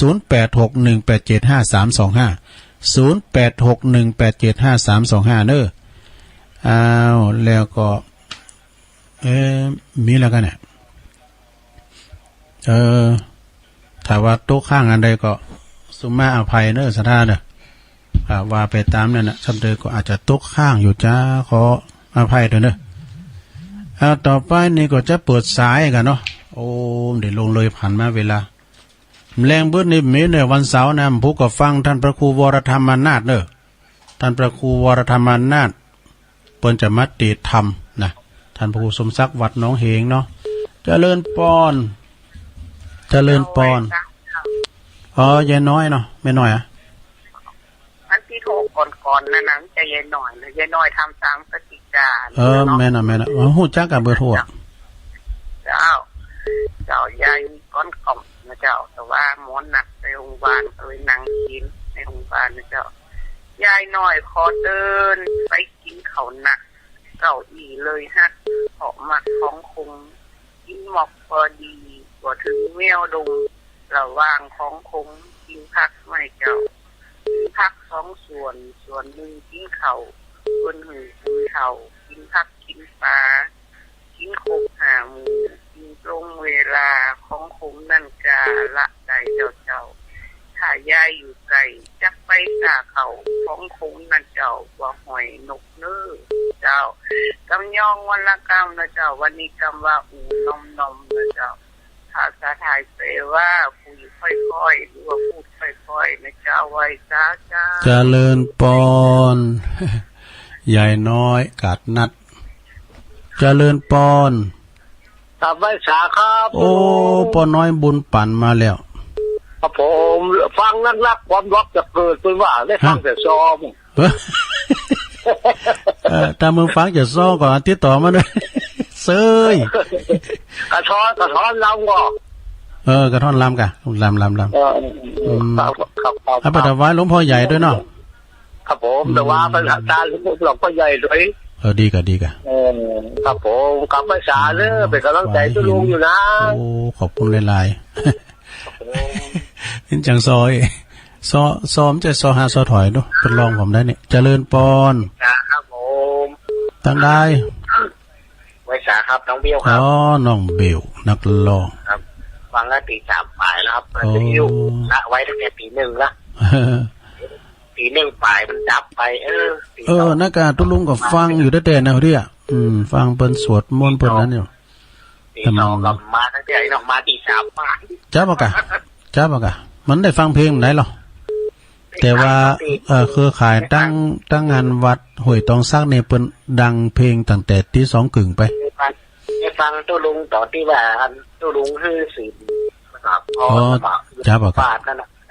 ได้ฟังละจ้าบ่ก่อนเททำก่อนได้ฟังตึงมดต่อที่ไฟพระนี่ได้ฟังเครือข่ายในช่วงนั้นโอ้ขอบคุณน้องเบลหลายๆเด้อผู้สื่อข่าวผู้สื่อข่าวผู้สื่อไม่ฝุ่นวันนี้ไม่ฝุ่นแล้วก็ฮ้อนเนี่ยว่ะเจริญปอน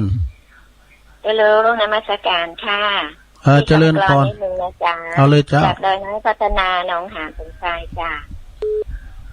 บ้านปลายชีวิตเนาะชีวิตผ่านเลยไปจนไกลลับไม่หวนกลับคืนมาหาฉะไหน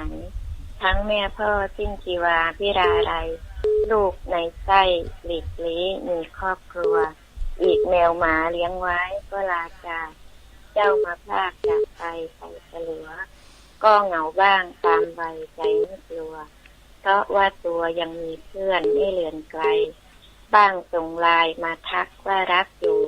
บอกให้รู้ถึงไมตรีดีขนาดส่งดอกไม้คิดถึงทุกวันไปบอกความในอย่าลืมสื่อถึงกันทั้งงานรุ่นงานอะไรควรไปบ้างจะได้สร้างความสนุกพาสุขสันต์เพราะไม่รู้วันไหนต้องไกลกันสิ้นอาสันพบอีกคราที่หน้ามือขอบคุณมากนะคะตัวลุงสวัสดีค่ะขอบคุณเนอะลืมไปงานนึงกันเดี๋ยวนี้แต่กับงานวัดศาลาเหรอวัดศาลาเด้อเนอวัดศาลาในก่อมพุกนี่แล้วนะ ตำบลน้ำแพร่วันพุกนี่ก็ไปฟังเทศน์เนอะมาทีนะที่วัดศาลาตำบลน้ำแพร่ลืมไปหรอเจ้าภาพก็พี่น้องสันทรายน้องแก้วเนออาจารย์บุญเนตรที่เปิ้นเล่าข่าวนั่นน่ะเปิ้นจะมาปิ้นเจ้าภาพเมื่อแรงมาเปิ้นก็จะมีตานผ้าป่าด้วยเนอเปิ้นตานผ้าป่าด้วย30กว่าตุนบริษัทนี่มี6บริษัทดูท่านพระครูโชติสุวรรณสอนเนาะเปิ้นก็ปิ้นเจ้าวาดไปกินพระทานด้วยกันเนอวันพุกนี่นะที่วัดศาลาเนอโอ้ลืมไปหรอไปฟังธรรมทีด้วยเนาะไปตอดผ้าป่ากันด้วยนะเจริญปอนเจ้าข้าไว้ป่าเจ้าตุลุงโอ้แม่ปราณีเจ้าข่าวสารงานบุญนักขนาดแต่โอ้หลายกันจุนได้ซอออกเลยมะนีจรเขาอยู่ใกล้กันเต็งกันใส่หม่อนแต่นั่นกะโอ้กะลุกตั้งใจบ่นั่นกะพยายามเที่ยวได้ไปปิ้นเนี่ยแถมหน่อยกันเฮาไปไหนลูกก็เหลือก็แล้วกะเจ้านั่นล่ะเจ้าอย่างเมืองฟางเนี่ยไปหรอวันที่12เนี่ยไปเปิดหูเปิดตาไก่เข้ามาจริงๆแล้วเนาะไก่มาเดี๋ยวไปประมาทเด้อเวลาเดี๋ยวมันวุ่ยนะเจ้ามันยังจ้างแต่งกำคักกำเกลือฮะมันก็มีนะกะมันก็แต่มันก็สิ้นไปสิ้นมันขอบคุณแม่ปานีจ้าสาธุโอ้ขอโทษเนอร์หลวงบ่เจ้ามันเอาใบวันไหนนะฮะใบวัดศาลานี่นะตำบลน้ำแพร่เพิ่นจะมีงานวันพุธเนอตานหาครูบาตานหาครูบาเนอที่วัดศาลาตำบลน้ำแพร่เจริญปอนไว้ตาเจ้าแม่จันทิพย์เจ้าตั้งแต่เจ้าตั้งแต่เพลงเปิดแล้วนะเจ้าเพลงเปิดแต่ได้เปิดอยู่วะแม่ฟังไหนใจนั่นเพราะว่าไฟเห็นนี่เปิ้นนั่นเปิ้นสอดไปกันน่ะเปิ้นบ่เอารายการเปิ้นออกนะเกตกาลามชัดเจนดีนะแม่เนาะเจ้าดีแล้วเจ้าฟังไปติ๊กๆเนิ่มพุกมาด้วยนะปุ้นวันพฤหัสหน้าบ่เนาะเจ้าขอบคุณแม่เด้อเป็นกำลังใจโอ้สาธุว่าขึ้นตกโตวันนี้ขึ้นซ้อว่ะว่าสอนล่ามตกโตเนอะเจริญปอนไหว้สาเจ้าตุลุงมาแล้วแม่สีพันแม่สีทอนชัยประการเจ้าฟังแต่เจ้าละเจ้าดีกะชัยประการโอ้ฝนตกก่อนแน่ตุลุงไม่ฝนหรอคือแหละตุลุงเปิดพัดลมไว้คืนหงรู้มั่งเจ้าหนาวแล้วก็มันก็เดี๋ยวนี้ก็มีในฝนนะฝนตกนะเทศกาลเนี่ยเมื่อคืนน่ะฝนตกมันไปขอนยันตั้งเมืองฝางบ่เนี่ยแต่มันจุ่มมันเย็นแค่มันจุ่มมันเย็นแต่กันเนาะเจ้าวันที่12นี่ก็มากับเจ้า12นี่มือกันนะกะมือกันเจ้าเขามาแจกด้วยเนาะเจ้ามาแสดงตัวเลยเนอะแต่ยิงกระเสียงมันได้หันหน้ากันน่ะแต่ตัวรู้มันจำง่ายนะพอโหแต่มันที่จะเหมือนเปิดพร้อมสอนรามขอบคุณแม่สีทอนหนักๆเด้อเจ้าเป็นกำลังใจนะเจ้าแม่สีทอนนี่มันเปิ้นปิ้นนั่นตัวแทนพี่น้องชัยประการเน้มลำจะโทรมานะเจริญปอนกราบไหว้สาเจ้าอันนี้แม่อยู่ไหนเจโฮมก้าทางใดเจ้าอยู่เมตตาบ่อทองตะบนแม่ตงเจ้าแต่อยู่ป่าไผ่บ่อทองแม่ยังเหรอแม่ฟองคำติ๊บแก้วเจ้าแม่ฟองคำเนาะเจ้าฟองคำติ๊บแก้ววันเป็นวันนะเจ้าบ้านตะกดตันเจ้าติ๊บแก้วป่าไผ่บ่อทองเนาะเจ้าบ้านของอันเจ้าตัวปีสมเด็จสมเพชรนะเจ้าแต่พระครูสมเพชรป่าไผ่บ่อทองเจ้าเปิ้นฟังกันจัดหลายนะเจ้าเพิ่นทำเปิ้นโกดปัญญาเจ้าเด็กมากาดฮูมาได้ฮู้ว่าเปิ้นฟังกันเนาะเจ้าเอาให้แม่ฟองคำในเป็นตัวแทนเนาะเป็นตัวแทนเจ้าเอาเป็นตัวแทนพี่น้องป่าไผ่บ่อทองส่งเข้าประกวดนี่ แต่ สาธุสาธุ แม่ฟองคำติ๊บแก้วขอบคุณนะแม่ฟองคำด้วย เจ้าวัดการเจ้า ยายพรในดักวิทย์ไปฮะยายพรเนี่ยปั้นร้องวอแดงสังกัดแปลงเชียงใหม่ยายอ้วนเขาเนี่ยเจริญปอนจากไฟฟ้าเจ้าลุงแม่สุพรรณมาแล้วแม่เนอะไฟด้วยแดงโอ้ขอโทษด้วยอันฟังตุลุงอยู่เนอะไม่ใส่พินเนาะอ๋อแม่พินตกต่อตุลุงไม่ฝุ่นหอดดำปูนหอดตกอ่ะคืนนี่เจ้าตกหลายพอกันเจ้าปองเป๊ะอยู่ต้องไฟดอยแดนเจ้าเป็นกำลังใจอีกาโอ้เปิ้นตอนปุ่นเนี่ยเปิ้นฟังกันหลายเนี่ยปอดุลเขาปอสมคิดเขาเนี่ยแต่งั้นผี6ตัวโทรมากันตุ่มดำรับอ่ะผี6ตัวครูบาขอบคุณแม่สายพินหลายๆเด้อส่งกระแสเสียงไปต่างปินนันลั่นพองเด้อปินนันลั่นนี่เปิ้นก็เป็นปอดจานเป็นโคศกเหมือนกันนะปินนันลั่นเนี่ยต่างปุ่นปอดจานเฮาเจริญปอนเจ้าไว้ใช้เจ้าตุอันนี้แม่นางโอนนะเจ้าแม่นางโอนมาแล้วสันกำแป้งร่องกองเข่า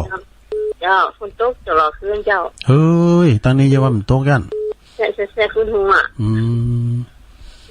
มนกับอันน่ะรับมนนะมีกำลังใจเด้อตุลุงโอ้ขอบคุณหลายๆเด้อเจ้าโอ้ร่องกองเข่าแม่นางโอน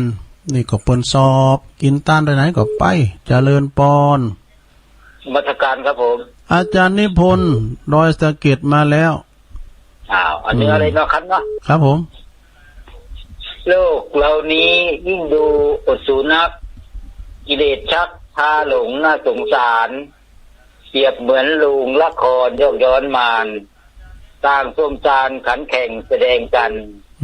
บ้างยากจนทุกขเวทบางเศรษฐีบ้างผู้ดีบ้างไพ่ใครเขาหยันบ้างชิงชังบ้างรักปักกีวันบ้างสุขสันต์บ้างโศกวิโยคตมชั่วและดีมีจนคนมนุษย์บ้างผ่องผุดสดชื่นบ้างคืนผมบ้างหลอกลวงมุสาหน้าชื่นชมโลกละทมโศกสลดรันทดใจอันนี้ก็ของคุณปอปิ่นโตใสตั้งแต่พศ2545นะครับก็เลยนำมาอ่านให้ฟังนะครับตัดนมัสการนะครับโอ้ขอบคุณมากเลยครับอาจารย์อย่าไปตกโต๊ะบ่อยนะครับอย่าไปตกโต๊ะบ่อยครับผมไวสาครับอาจารย์นิพนธ์วัดพระธาตุดอยสะเก็ดเจริญปอนกลับไปครับลุงเจ้าแม่พรเนาะอันนี้แม่พรป่าเสาอุโมงค์ละปูนจ้าได้เอาฝากบุญมาฝากในการไปปฏิบัติธรรมนะเจ้ามาฝากทุกท่านเลยนะเจ้าดีกันลุงสายเล่นนะตั้งยมโทรตั้งแต่สองวันพัดละเจ้าติดเจ้าโทรแล้วเมื่อวันพัดมาติดเดี๋ยวเนี่ยเนาะดีอยู่กันได้ติดอยู่เนาะเจ้านี่ละจ้าฟังตุลุงตลอดนะเจ้าตุลุงขอบคุณหลายๆเนอะกำลังใจลุงโธ่แม่พรในเปิ้นอยู่ด้วยอยู่วันป่าเสาอุโมงค์เนี่ยเขาถึงถ้ำเนี่ยเปิ้นปฏิบัติธรรมชิดฝัดปาดพระบาทตักผาโดยเจริญปอนสายที่13เจ้าตุลุงแม่สเตียวศิลพรเด้อติดตามตั้งแต่เจ้าแล้วนะเจ้าตุลุงแม่สุแก้วศรีลาพรเนาะเจ้าตื่นมาเจ้ามาแรงนะเจ้าติดตามตุลุงให้กำลังใจตุลุงนะเจ้าตำบลสีเตี้ยเจ้ากลับไว้จ้าตูแม่สุแก้วนี่ก็เป็นตัวแทนเป็นน้องสีตีเนอะนี่นะเพิ่นโทรมาตลอดแม่สุแก้วเขาก้าเนี่ยแม่บัวคำเขาน่ะเจริญปอนนมัสการครับอ๋ออันนี้ปอบุญศรีมันก็น่ะยานนะพี่น้องมาอายมาแล้วกว่าจะติดก็นะดีก็เล่นหนาคันหน้าแท้ไหนวันนี้ก็เดือนนี้เป็นเดือนกตัญญูว่าคำกรสันมอถ้าจะดีแต่ต้องว่าป่ะเนาะกตัญญูกตเวทีแสนดีเลิศ เป็นเครื่องเชิดชูสง่าเพิ่มราศีเป็นรากแก้วขวัญตาของคนดี เป็นสักขีชี้ให้เห็นว่าเป็นคนนะครับ อ๋อ ฟังได้ฟังตลอดอยู่นะครับเนอะ แต่ไม่ได้โทรนะ มันโทรยากหน้อ อ๋อย เป็นยังเอาต้องใจความเป็นมาถึงติดกำหนึ่งเนาะต้องมีสักวันต้องมีสักวัน กำลังใจแล้วครับ ตุพ่อบุญศรียานะแม่อายเด้ออันนี้นะอันนี้เปิ้นเป็นโฆษกประจำงานเด้อโฆษกประจำงานเนี่ยงานเขาด้ามกันยังไงกันเป็นนักปราชญ์เหมือนกันเด้อจางอู่จางจาเนาะเจริญปอน ไว้สาดาว อันนี้ตอนใดจ้า ตั้งแต่กล่อม แม่บุญโอ้ตมุนนะแกนี่มันโทรมาก็ลืมเสียงนี่แม่บุญกาดก ก็ อบ ฟังอยู่เนาะฟังอยู่ตลอด อ๋อ เด็กโทรฟังคนโทรกับโมนนี่เจ้า แต่กะ เจ้ามาก็ฟังฟังตกตังนะกะ เป็นมาหูอยู่วะ ผู้กะฟัง ลุงควาอะไรโป๊กขาลองซองว่ะเป็นดีอายเป็นบุญมีกล่องซองกะเพราะต้นแล้วอันนี้เพื่อจะไปออกบนเนอออกกันภาพกีฬามันแต่กันนอเจ้ายังแหละตัวดีมีซุกอ่ะเนาะมันเอาตาบคาลุงเลยดูอย่าดูคนซุกลุงนะมันต้องตาบคาลุงเลยนึกภาพแล้วมันเสียวปิ้นตอนนี้ไปก็ปิ้นโจกปิ้นลาบ่เนาะปนคอให้น้ำขอบคุณแม่บุญหลายๆเนอะสาธุขอบคุณเข้ามาใหม่เนอะเข้ามาใหม่เจริญปอนจ้าตุลุงแม่เพนเขาเตี้ยเอาไปเลยแสงไฟสว่างตาแสงกระว่าสว่างใจสว่างตาได้แสงไฟสว่างใจได้แสงธรรมเจ้าขอเจ้าจิตธรรมจ้าตุลุงเด้อขอบคุณเนอะมาขออีกพี่อานะครูบาสุรินเนอแต่ก็กึดนะมาอยู่หิมปากเนี่ยครูบาสุรินโทเนี่ยมันจะลืมก็ลืมเลยนะถ้ามันนึกได้เนี่ยปิ้งเดียวขอบคุณเนอะแม่เพนขาวเตี้ยโธ่เปิ้นว่าอันครูบาตังศาลาเปิ้นสอบดงกับแม่เพนเข้ามาก้าแม่สุแก้วเข้ามานะท่านพระครูโชติสุวรรณสอนเนี่ยเปิ้นจ้างจ้างจ่ายเนาะเจริญปอนไว้ศาลเจ้าแม่ย่อยสันทรายแม่สมพัฒน์เนาะเจ้าเอาอย่างเนอะชัดเจนดีเจ้าดีกะแม่ย่อยสันทรายฝนตกก่อฝนตกเนาะเหมือนกันนั่นเนาะอันนี้ก่อขอบคุณแม่สมพันธ์หลายๆเด้อสาธุต่อไปสายที่18สายบุญเนี่ยมาแล้วไหว้สาครับอยู่ห้องบุญกับสายบุญครับกับนมัสการท่านเจ้าไหว้สาในกะเตี้ยเขาโทรมาใน1เขาได้ฟังธรรมะเนาะ2ได้ฟังสารพัดสปังเนาะแม่น่ะลูกยองเนี่ยสารพัดพิษนะสารพัดรอด้วยจ้าในการนึกนี่แค่น้อยเนาะยังมาตกตั้งได้รอได้ก็เกก็ตกเลยน่ากาตอนนี้นะตกอยากตกยินนี่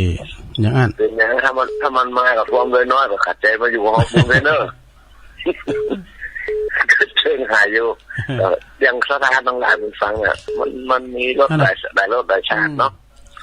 หลวงพ่อหลวงพี่หลวงตาหลวงลุงฟังด้วยกันหมดนะเพิ่งก็ฟังกันนะฟังกับพ่อหลวงตะกี้พี่อันตุพี่สมเพชก็ต้องฟังนะพระครูสมเพชเนี่ยนะพระครูสมเพชฟังก็แล้วใจแล้วฟังวันที่3ที่4ก็ลูกยังเลี้ยงคนเนี่ยตำรวจเช็คแล้วแต่จะได้ฟังเพลงทุลุงยองนะวันนี้มีออกเนอะเพลงมีเพราะว่ามันจะสดกันได้พุ่นน่ะฟังอาจารย์ฟังเสียงเอาเสียงมากแล้วก็ดีเนาะดีแล้วได้ฟังเสียงทุลุงยองแม่พันนึกว่าแล้ววันนี้ทุลุงมาได้ว่าเปิดดีๆหลายคืนพอเลยเนาะคืน104.5 เท่าอย่างผมทุลุงผมปิดอยู่นะแต่ก็เขาเปิดแล้วมันจะมีคืนแสงทันทีเลยอ่ะเดี๋ยวได้นะครับต้องไหลหน่อยก็เดี๋ยวจับพอดีถ้าเตือคืนมันไก่กันเนาะนะครับอันพัดหน้าวันเหนื่อยได้ยินเสียงทุลุงยองเนาะแต่ก็ไม่เห็นนะลุง ได้ไปมัดมือตื้อขวัญนะเขาจะโคมเนาะอันไหนโคมเป็นมัดมือตื้อขวัญลิดไม่ปเลอะโอ้ตัวม่วนกันไปฟังแล้วพ่อหูใจดีแล้วเนาะกันไปอันน่ะมันบินตลกไปดอกเลยทำเขากลางก็มันเป็นความสุขในใจในการฟังเนาะแม่นะคนมีความสุขทุกคนได้ยินเสียงได้เด็กจังทำทุกตัวทุกองดีมัดเดี๋ยวฟังกันนี่นะเนาะก็ฟังทำเลยมีเพียวซ้อบนไหนยาอีกกี้นะสักวันอื่นเอาล่ะล่านะสอนลาวเนี่ยนะปงกระดูกขัดช่างแล้วนะพัดพิษอ่ะสาธุไว้ครับภาษานะครับเน้อสาธุหลวงพ่อมันนิดจะมาห้องขวัญว่าควานหูควานตาเฮ้ยย้ายมาอยู่ตังคน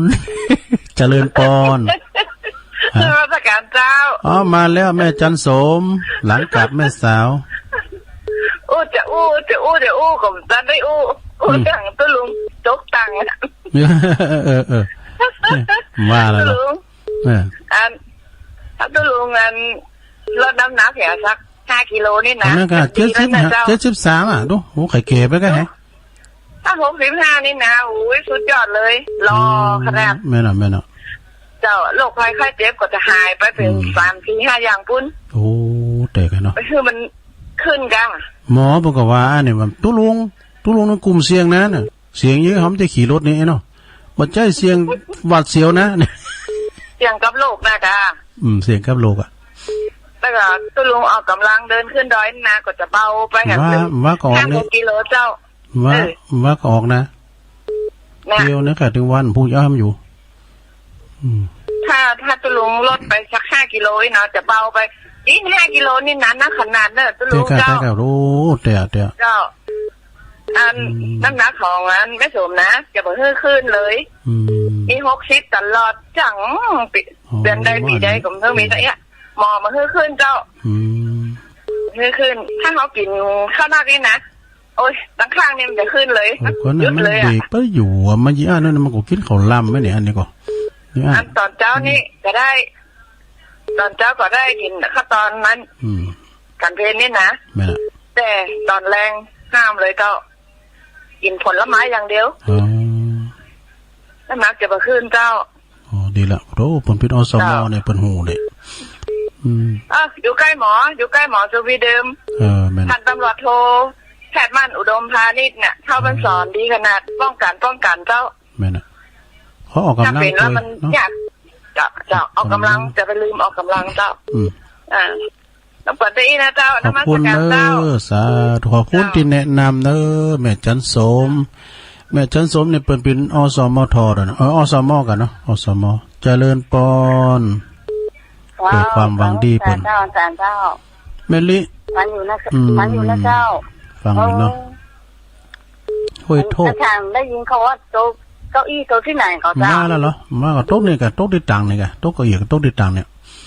คุณจำบ่าวแล้วได้ยินเขาว่าเป็นนากอยกับแม่หมูเรื่องมาตาบคาลุงไหมลูกไม่เป็นยังก่อนอยู่ดีไม่สู้โตดังขนาดไหนพวกนั้นตัวได้ประกอบถามหมดอ่ะดังแล้วโควิดกันนี่ขอบคุณแม่ลีหนักๆเนอะค่อยตกประดังแม่แก้วยะวาเลยเนอะแม่แก้วห้อยละแค่เติงหายอยู่ด้วยแม่แก้วเนอะเจริญปอนโอ้มาแล้วปอเลี้ยงบุญตันป่าไล่จิดีสามยอดเต่งหิมกายโทษจำเตือนเลยลุงน่ากะมันได้ก็จบไปเหี้ยว่ามันสายมันทีสายมันทีเหมือนกันป่าไล่เจดีสามยอดนี่ลุงตกที่ไหนก็โต๊ะเก้าอี้เนี่ยได้มันว่าแล้วหรอว่าแล้วหรอแต่ว่าก็มันฮักอะค้ามันฮักมันแต่ไปเพกกันแม่พรแม่พรยายพรขาฮักกายแม่พรลุงจะขี้เปียกเปิ้นแม่พรน่าจะสอบใจนะบาปแป๊บบุญละบ่บาปครบหัวแล้วตัวเองนี่สำคัญที่สุดเปิ้นไปในห้องน้ำไม่ได้ยายพรน่ะแล้วมาตาวอยู่ได้ว่าขาหักถึง2 ไปแหนมลูกนะเขาก็ไม่ใช่หูแหละเปิ้นอันนี้ว่าขาหักไอ้ดอกอยู่ดีมีสุขก็ทั้งนี้ไปมันก็มีกันท่องนั่นก็อุบัติเหตุหรอกนะอุบัติเหตุกับใบสาท่านเนขอบคุณประบุญตาหนักๆเด้ออยู่ดีมีสุขโอ้สาธุสาธุเอาแถมสายหนึ่งเนาะขอเป็นลูกหลานหัวหอมเจริญปอนขอเก็บได้วิสาขอบคุณเจ้ามาแล้วป้อนานสายยันสารปียังเนื้อครับผมได้ฟังปกิณกะธรรมหลายรสชาติของท่านพระคุณเจ้าโดยของพี่น้องญาติธรรมโดยเนาะคนแสดงความคิดเห็นกันเนาะครับธรรมะบันเทิงโดยก็มีสาระแก่นสารละอย่างทั้งที่ถวายกำลังใจท่านพระคุณเจ้าคนเดียวกันนะท่านเจ้าเนอท่านเจ้าได้มีความอุตสาหะวิริยะได้ศึกษาโค้นคว้าเอาพระธรรมคำสอนโอ้ไม่ใช่ธรรมดาเนี่ยโค้นคว้านะนั่นมันกำตึกอ่ะโค้นคว้าครับผมถ้าลูกเจ้านี่ก็ถึงโอ้นักแก่ละที1ที2โอ้กำลังนอนรับพักผ่อนใจหมดเนาะมันนึงใจโจ๊ดใจจ่อมันนึงไข่มันแจงนั่นแหละโอ้ครับผมขอบุญบารมีของท่านเจ้าเนอะเพื่อได้เก็บได้เป็นอย่างให้อยู่กำจุนพระศาสนานะครับขอแทนใจไว้สารท่านเจ้านะครับโอ้ขอบคุณปนานเนอสารพีอย่างหนึ่งปนานสายยันนะโอ้บุญมาหยุนเอาทั้งสายเอาสายที่23เจริญปอนเจ้าพระเจ้าตุลุงโอ้แม่เสียวปุ่นแสนพรมแม่สุทัศน์ตัวโตคืนหูกันเนอแม่อันนี้ยอลำเองเนี่ยฝนเนี่ยได้ตอนนี้มีเนี่ยวันนี้เป็นไงกันวันนี้ไปตั้งพักกาดเดี๋ยวมองมาเนี่ยดีกันเสียได้อยู่ไก่นะแต่ไปคอซื้อของเรามาจอถ้ามันไปใส่มึงก็จะไปแบบไก่กันนะปียังขอบคุณแม่สุทัศน์หลายๆเนอลูกหลานโคหอมปิดท้ายโอ้เวลาตุลุงเสียงพอดีสุมาได้ที่เปิ้นโทรมาติดนี่นะเขาสุมาตัวเนาะก็ลืมไปตะกี้นะสถาไปลืมเนอวันพุกนี่นะวันที่23วันติดพอดีทุกของ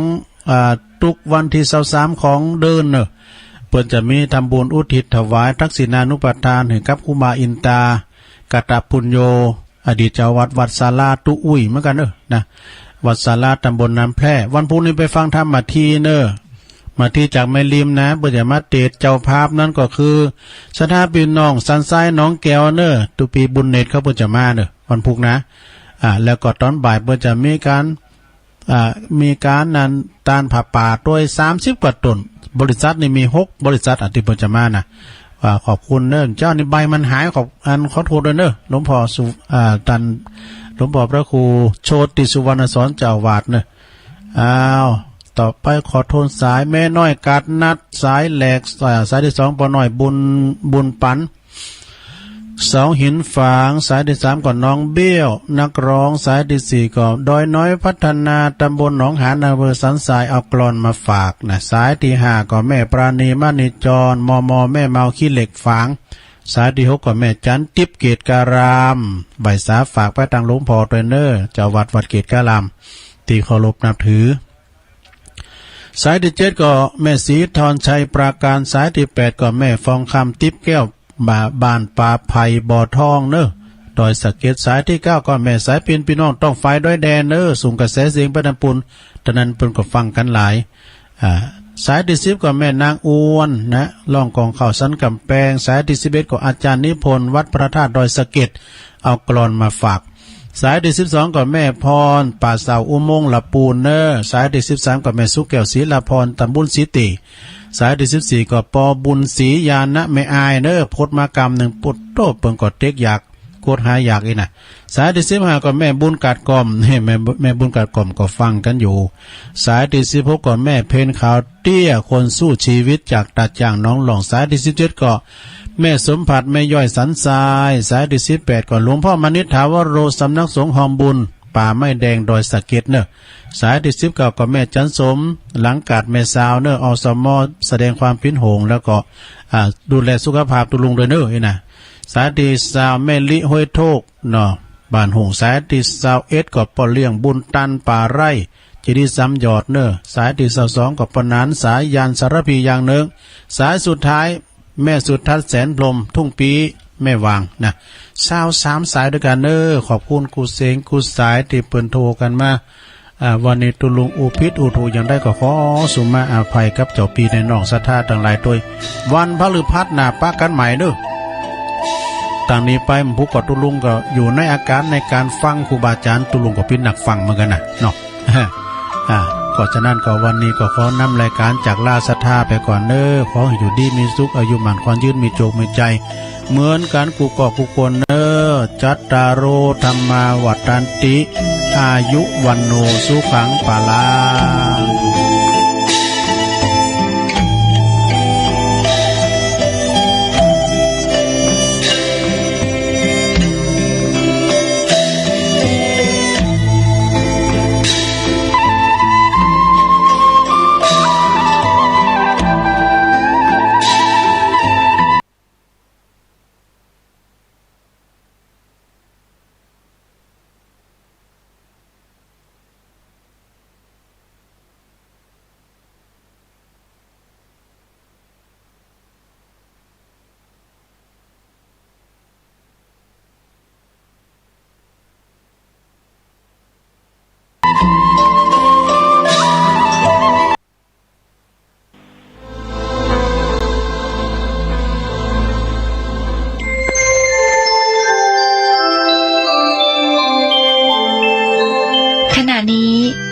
กำลังฟังสถานีวิทยุกระจายเสียง FM 104.5 เมกะเฮิรตซ์ขณะนี้ท่านกำลังฟังสถานีวิทยุกระจายเสียง FM 104.5 เมกะเฮิรตซ์ขณะนี้ท่านกำลังฟังสถานีวิทยุกระจายเสียง FM 104.5 เมกะเฮิรตซ์ขณะนี้ท่านกำลังฟังสถานีวิทยุกระจายเสียง FM 104.5 เมกะเฮิรตซ์ขณะนี้ท่านกำลังฟัง